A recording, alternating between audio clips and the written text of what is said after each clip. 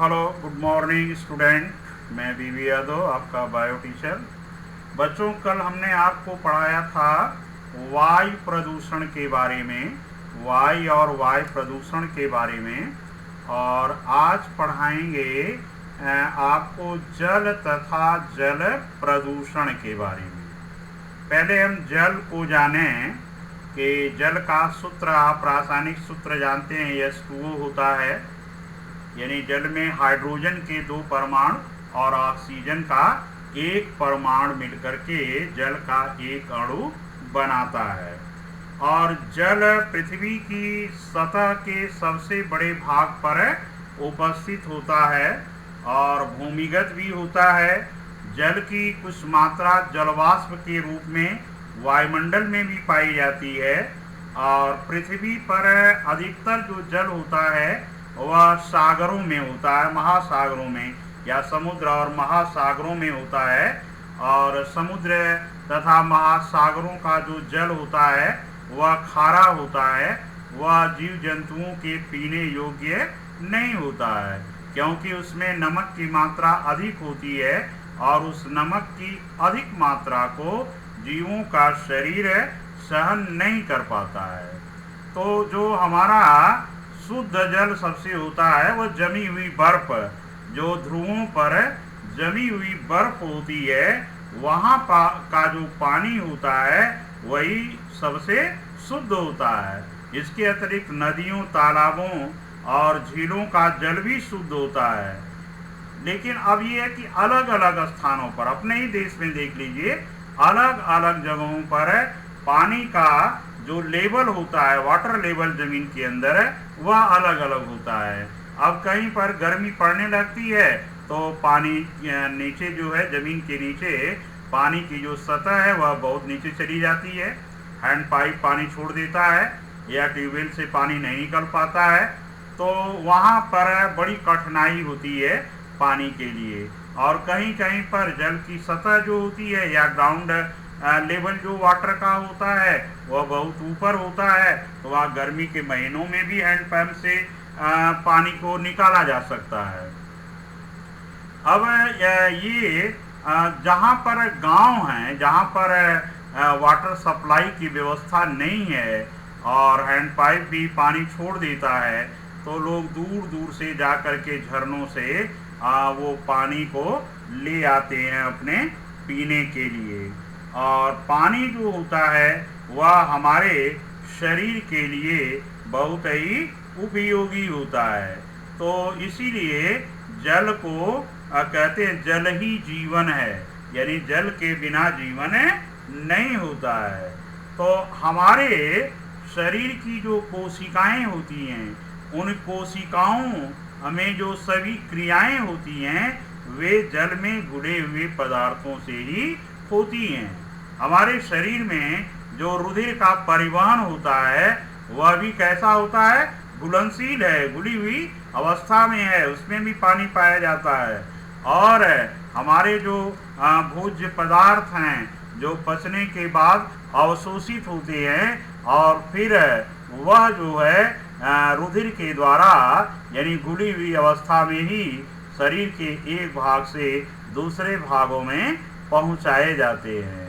तो इस तरह से सजीव प्राणी अपने शरीर में जल की संतुलित मात्रा को बनाए रखते हैं। अब जल जो होता है, हमारे त्वचा में श्वेत ग्रंथियां होती हैं। जब गर्मी पड़ती है तो ये श्वेत ग्रंथियां जो होती हैं वह जल की अधिक मात्रा को शरीर से बाहर निकालती हैं और उस पर वाष्पन होता है शरीर की सतह से, जिसके कारण शरीर का जो ताप रहता है वह नियंत्रित रहता है। जल का अधिक से अधिक उपयोग हम किस में करते हैं? पीने में करते हैं, भोजन पकाने में करते हैं, नहाने में करते हैं, कपड़ा धोने में करते हैं। और इसलिए खाना पकाने के लिए, पीने के लिए जल कीटाणु रहित तथा स्वच्छ होना चाहिए। जल का उपयोग औषधि के रूप में भी हम लोग करते हैं। जैसे आइस बैग है तो वह सिर दर्द में आराम पहुंचाता है, जबकि जल की मिट्टी का इस्तेमाल बुखार को कम करने के लिए भी किया जाता है। ऊंचाई पर से जल, पहाड़ों पर से नीचे जो गिरता है जल, तो उस जल से जो है विद्युत ऊर्जा बनाई जाती है, या नदियों पर बांध बना करके जो है और जल को ऊपर से नीचे की ओर गिराया जाता है और टरबाइन के माध्यम से क्या बनाया जाता है, विद्युत बनाया जाता है। जैसा कि अपने यहाँ यहीं पर रिहन डैम है बच्चों, तो रिहन डैम में क्या है, पानी इकट्ठा है और एक तरफ से पानी को खोला जाता है जहाँ फाटक उसके हैं और उससे बिजली बनाई जाती है। जल में रहने वाले जो जीव जंतु होते हैं वह जल में घुली हुई ऑक्सीजन को लेते हैं, क्योंकि वो बाहर की जो वायु है उसमें से ऑक्सीजन को वो ग्रहण नहीं कर पाते हैं। तो जल में जो घुली हुई ऑक्सीजन है, जैसे मछली है, मेंढक है, मगरमच्छ है, ये सभी ऑक्सीजन जो घुली हुई होती है पानी में, उसी को श्वसन क्रिया में उपयोग करते हैं। इसलिए उन जीवों के लिए भी जल बहुत ही, एक तो उनका आवास है, जल में अगर पानी नहीं रहेगा तो वो मर जाएंगे। अब छोटे बच्चे जो पढ़ते हैं पहले से न, मछली जल की रानी है, उसका जीवन पानी है, हाथ लगाओ डर जाएगी, बाहर निकालो मर जाएगी। छोटे बच्चों को ये कविता पढ़ाई जाती है कि बिना जल के मछली जीवित नहीं रह सकती है। तो मछली ही नहीं, जितने भी जलीय जीव जंतु होते हैं जिनका आवास ही जल होता है, तो वो बिना जल के नहीं रह सकते हैं। जल का उपयोग जो है हम लोग सफाई में करते हैं, जल का उपयोग कृषि में हम करते हैं। फसलों की सिंचाई के लिए जल अत्यंत महत्वपूर्ण है। अगर पौधों को पानी नहीं मिलेगा तो पौधे क्या करेंगे, सूख जाएंगे, फसल की जो पैदावार है वह बर्बाद हो जाएगी। इसलिए जल पौधों के लिए भी आवश्यक होता है। और पौधे जो होते हैं जल का उपयोग किसमें करते हैं, प्रकाश संश्लेषण की क्रिया में करते हैं।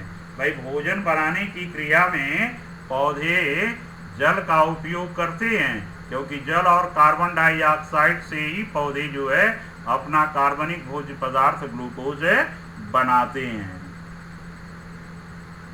जल पेड़ पौधों में खनिजों तथा अन्य पोषक तत्वों का परिवहन करने का भी माध्यम होता है।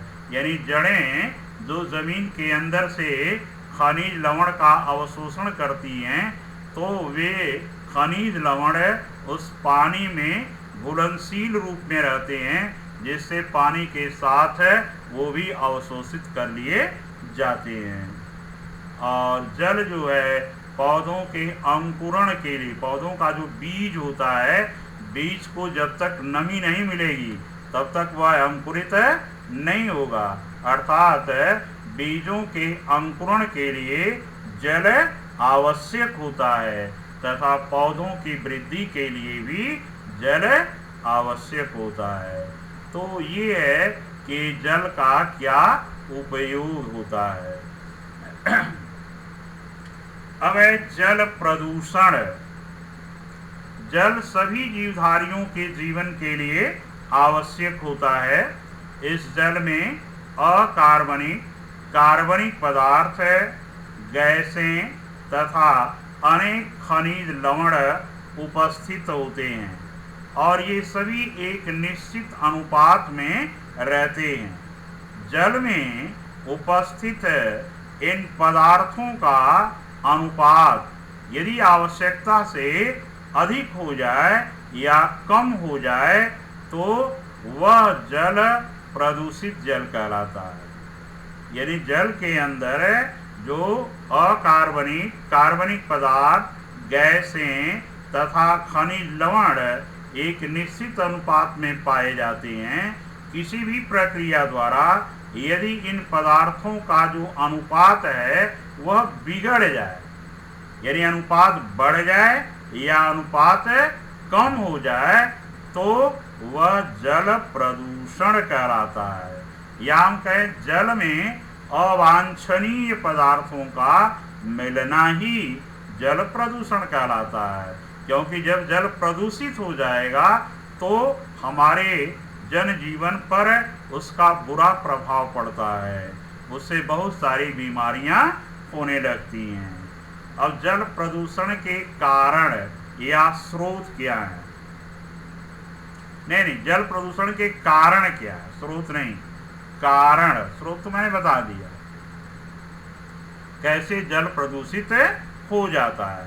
तालाबों में पशुओं को नहलाने से तालाब का जल प्रदूषित हो जाता है।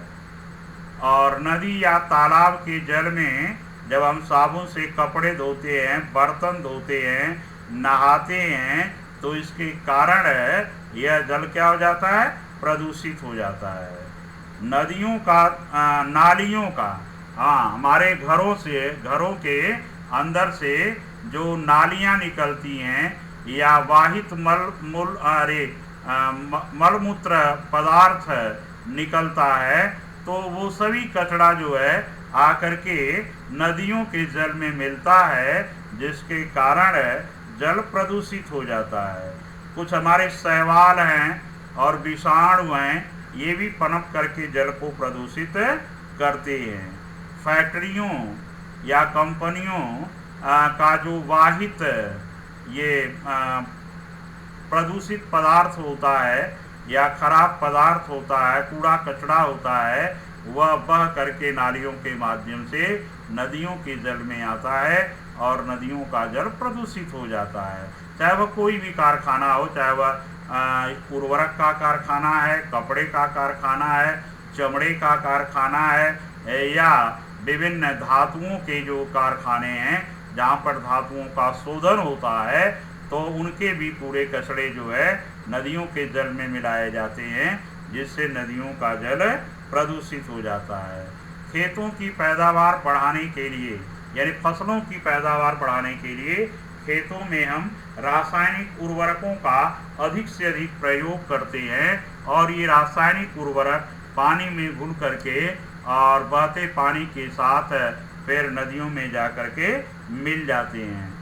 फसलों को कीटों से और रोगों से बचाने के लिए कीटनाशक दवाओं का प्रयोग किया जाता है। ये कीटनाशक दवाएं भी नदियों के जल में आती हैं और जल प्रदूषित हो जाता है।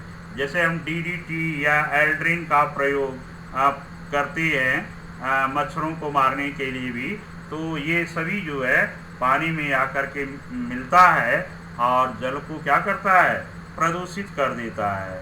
हमारे यहाँ है कि मरे हुए जंतुओं को या मरे हुए आदमी को भी नदियों में बहाना, तो ये भी एक प्रदूषण का कारण है। आप देखते हैं त्योहारों में जो है तमाम मूर्तियों को बना करके और फिर उसकी पूजा करके और ले जा करके नदियों में प्रवाहित किया जाता है, या पूजा पाठ का जितना भी सामान होता है, हवन सामग्री या जो जलाई जाती है, ये सब ले जा करके नदियों के जल में बहाया जाता है, जो नदियों के जल को क्या करता है?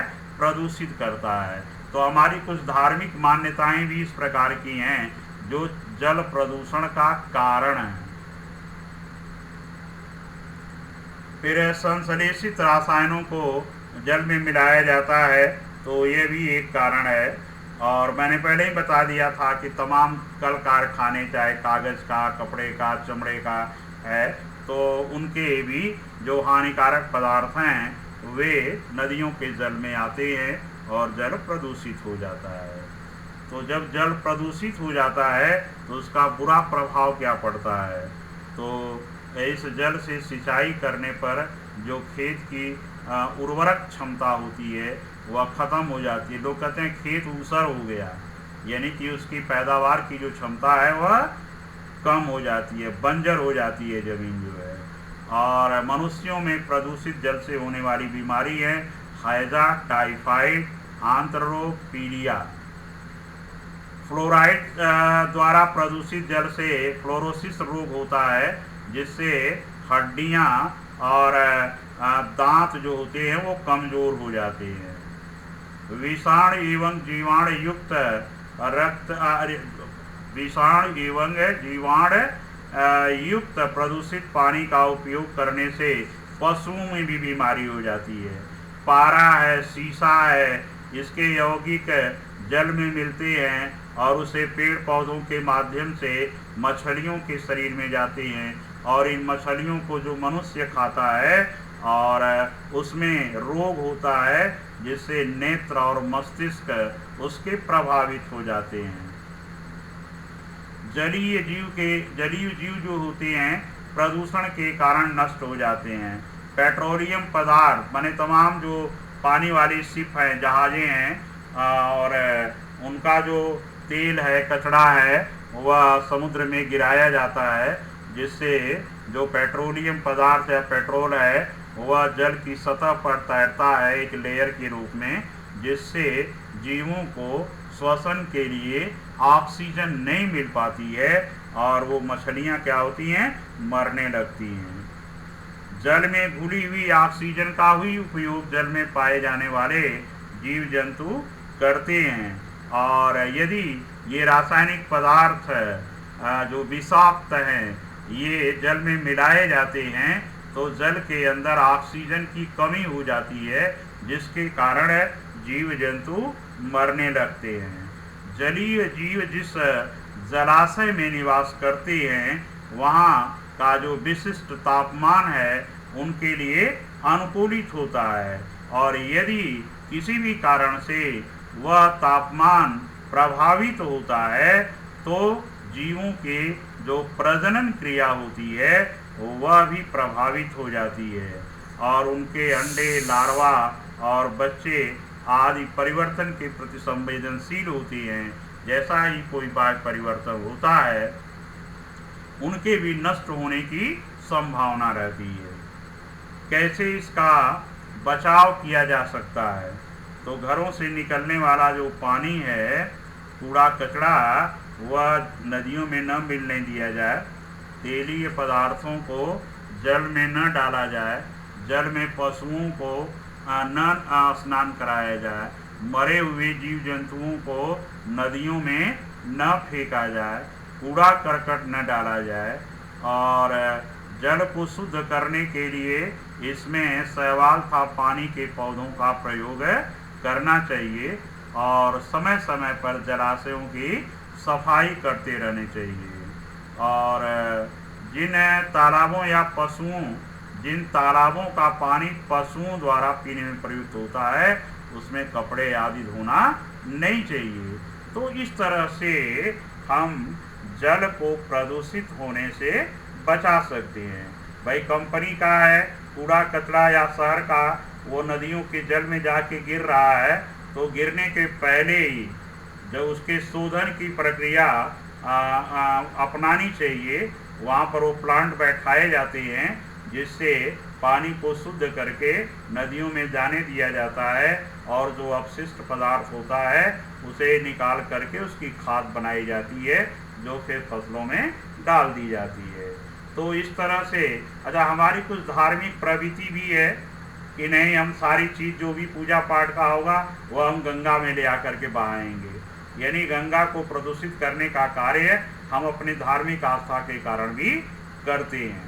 इस प्रकार का नहीं होना चाहिए, तभी जल हमारे लिए सुरक्षित और शुद्ध रह पाएगा और हमारा जीवन भी जो है सरल रहेगा। इसी के साथ बच्चों ये जल प्रदूषण खत्म होता है। Goodbye, thank you.